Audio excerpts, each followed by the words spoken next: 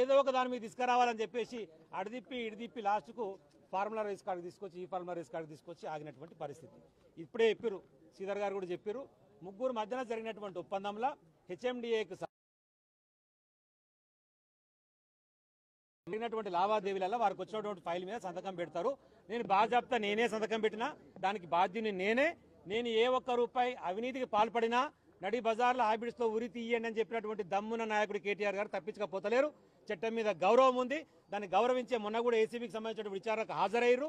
ఆ రోజు వారే న్యాయవాదిని అనుమతించలేదు కాబట్టి దాన్ని మళ్ళీ కోర్టు ద్వారా పర్మిషన్ తీసుకొని ఈరోజు న్యాయవాదితోని విచారణకు హాజరు కావడానికి వారు సిద్ధంగా ఉన్నారు. ఇలా ఎలాంటి అనుమానం అవసరం లేదు. పాలక మండలికి సంబంధించి ఏ పాలక మండలి అయినా సరే ఆ ఉన్నటువంటి పన్నుని ఖర్చు పెట్టేటువంటి అధికారాన్ని తీసుకునేటువంటిది ఆ పాలక మండలికి ఉంటుంది. ఒక మున్సిపాలిటీ ఉందనుకోండి, ఒక కార్పొరేషన్ ఉందనుకోండి, వాళ్ళ నిర్ణయం తీసుకోవచ్చు. హెచ్ఎండిఏకి కూడా పాలక మండలి ఉంటుంది. హెచ్ఎండిఏ పాలక మండలి తీసుకున్నటువంటి నిర్ణయాన్ని వాళ్ళు అడిగేటువంటి మాట ఏంటంటే 10 కోట్లకు దాటి చెల్లిస్తే అది క్యాబినెట్ అప్రూవల్కి ఫైనాన్స్ కాన్ఫరెన్స్కి పోవాలని చెప్పేసి అంటా ఉన్నారు. అలాంటి ప్రొసీజర్ ల్యాబ్స్ ఉంటే విధానపరమైనటువంటి నిర్ణయాలు మాత్రమే ప్రభుత్వం తీసుకుంటారు. అంటే ప్రభుత్వం మీన్స్ మంత్రులు తీసుకుంటారు.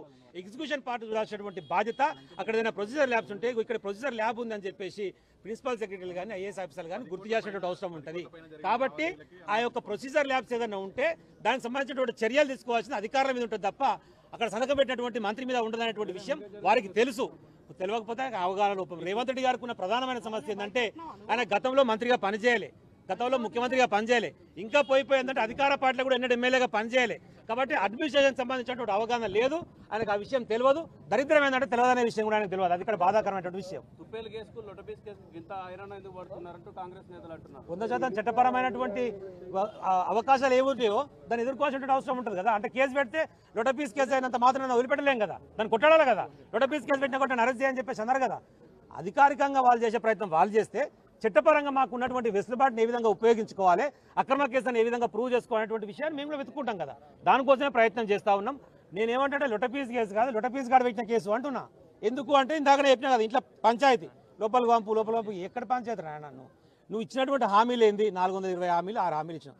ఒక్కదాని కోసం మాట్లాడుతున్నావు ఎవ్రీడే.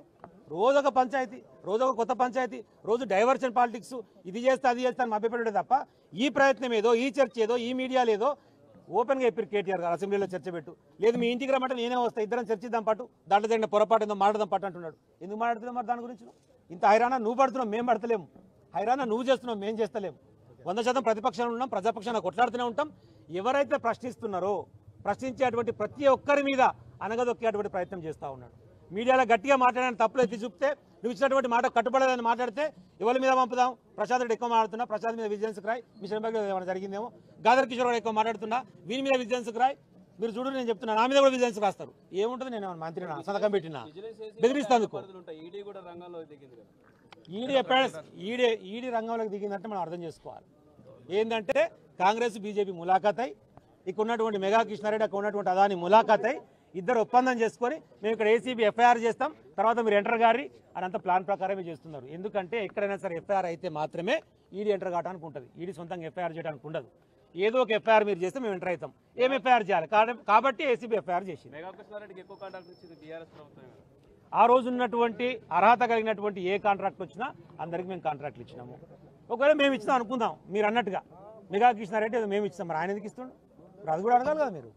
ఆయన గురుకులాడుతున్నాడు. అక్కడ జరుగుతున్నటువంటిది ఏంటంటే కుట్ర మొత్తం ఉన్నటువంటి మెగా కంపెనీ కృష్ణారెడ్డిది కాదు కదా, పిచ్చిరెడ్డిది కదా. కృష్ణారెడ్డి ఏం చేసినట్టు దాన్ని మొత్తం కథం పట్టించేసి పిచ్చిరెడ్డిని బయటికి ఎలా కొడుతుండు.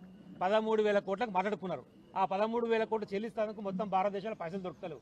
అదానితో ములాఖాత్ నువ్వు నాకు ఈరా నాయన కొద్దిగా పైసలు మా మావగారిని పంపించి కంపెనీ ఆక్యుపై చేసుకుంటా, నీకు రేవంత్ రెడ్డితో సిట్టింగ్ వేయించి నడి రోడ్లో ఉన్నటువంటి 80 ఎకరాల భూమిని మీకు అప్పచెప్తా, పొంగిలేటి శ్రీనివాస్ రెడ్డి ఏదైతే ఐవీఎస్ఆర్ కంపెనీకి సంబంధించి మీకు అడ్డం వచ్చిందో దాన్ని పక్కకు జరిపిస్తా అని మొత్తం ములాఖాత్లో భాగంగా మరి నేనేం చేయాలంటే మేము ఒక కేసు పెట్టాక ఈడీ నువ్వు ఎంటర్ చేయాలి బీజేపీ తరఫున అని చెప్పి జరుగుతున్నటువంటి పెద్ద కుట్ర ఇది.